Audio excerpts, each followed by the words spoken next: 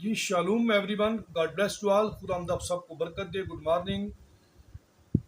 आज सुबह एक बार फिर से हम खुदावंद के हजूर इकट्ठे हैं। क्या ये खुदावंद के साथ अपना कुछ लम्हा कुछ वक्त गुजारें। हमारा खुदा मोतबर अजीम और रब्बे कायनात है, इसलिए हमारे पास उम्मीदें भी बड़ी हैं। आइए एक हवाला देखेंगे खुदा के कलाम मुक़द्दस में से, यूहन्ना की इंजील उसका 14वां बाब और 6 आयत मुबारका में मेरे और आपके खुदावंद यीशु मसीह ने कहा, यीशु ने उससे कहा कि राह हक़ और ज़िंदगी मैं हूँ, और कोई मेरे वसीला के बगैर बाप के पास नहीं आता।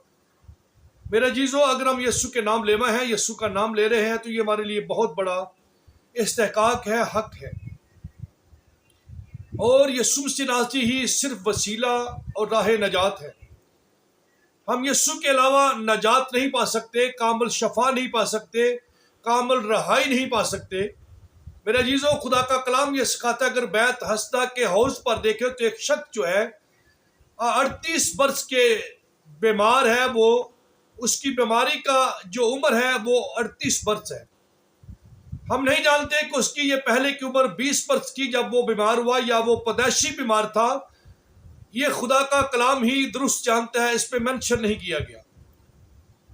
पर खुदा यीशु मसीह मुकर्रर वक्त पर उसके पास जाते हैं। अगर यूहन्ना की इंजील 5वें बाब की 30 आयत मुबारका को देखें तो वहाँ लिखा है कि खुदा यीशु मसीह उसके पास गया और उससे पूछा कि क्या तू तंदुरुस्त होना चाहता है। और उसका जवाब कुछ और तरह का था।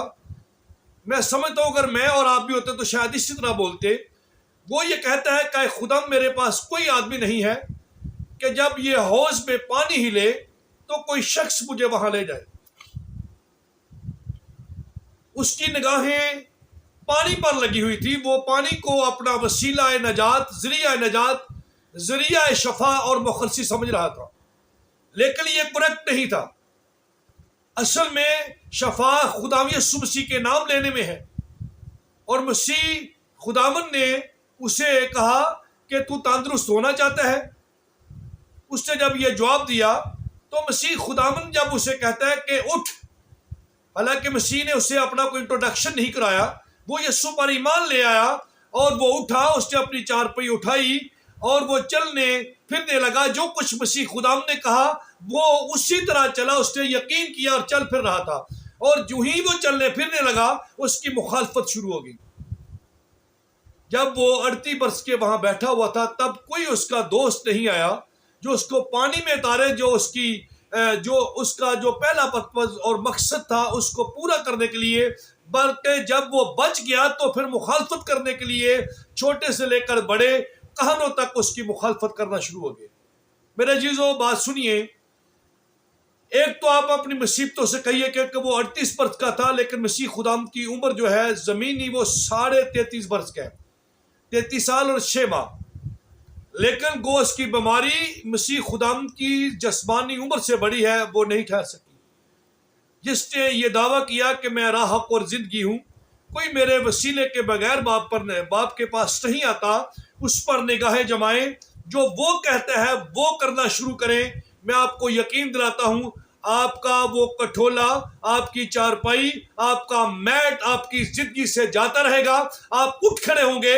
वो बीमारी के कठोले जो आपको वहां लिए हुए थे, मैं ईमान रखता हूं कि जब वो शख्स जो था उठा, उसने उठाई चारपाई, तो ये आपकी बीमारियां, आज जो आपकी जिंदगी में कमजोरियां हैं, आज जो आपकी जिंदगी में नदारियां हैं, आज जो आपकी जिंदगी में लापरवाहियां हैं, आज आपकी जिंदगी में कोई भी आजमाइश है, हर्डल है, मुश्किल है, पहाड़ है, जो आपको शफा पाने से, नजात पाने से, खुदा की कुर्बत को हासिल करने से, आपकी खिदमत में जो प्रॉब्लम ज़ाहिर हैं, जो अगर हैं, तो आज आप भी अपने यीशु पर निगाह करें, उसे उठाएं और ये बीमारी, ये रुकावट आपकी गवाही बन जाएगी। हालेलुया। कब? जब आप खुदाम पर निगाह करेंगे और अपनी मुश्किलात से कह दें कि मेरी मुश्किलों से मेरा खुदा जो है वो बड़ा है। किसी ने बड़ा खूब कहा है कि मेरी मुश्किलों से कह दो कि मेरा खुदा तुझसे क्या है, बड़ा है। ये यहाँ से टर्म निकली है, ये यहाँ से सेंटेंस निकला है जिसे लोगों ने इस्तेमाल किया है। मिसाल की किताब में लिखा है कि अपनी तमाम राहों में उस कदूस को पहचान, तो वो तरीका करेगा, रहनुमाई करेगा। मेरे जीजों, मेरी और आपकी राह खुदा का कलाम है। मुक़द्दस दाऊद कहते हैं कि तेरा कलाम मेरे राह के लिए रोशनी, कदमों के लिए चिराग है।